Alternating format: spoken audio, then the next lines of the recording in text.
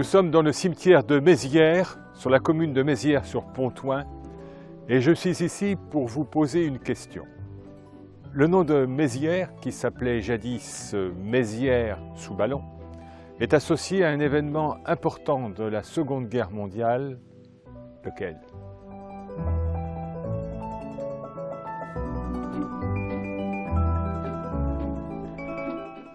La réponse est la suivante.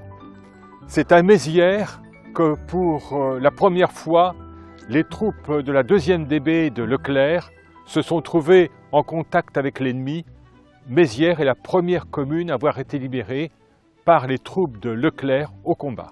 Tout a commencé le matin du 10 août 1944, lorsque les soldats de la 2e DB se sont trouvés donc confrontés à une résistance allemande solidement implantée dans le bocage. D'ailleurs, dans toute la région de Mézières, on peut trouver un assez grand nombre de tombes ou de lieux qui rappellent ces combats. Dans ce cimetière, on dénombre 9 de ces soldats, symbolisés par la présence des casques, et 7 sont ici, devant ce monument, et 2 autres musulmans sont à quelques mètres d'ici. Territoire partagé. Dans cette même terre, côte à côte, reposent des hommes d'origines différentes, de confessions différentes.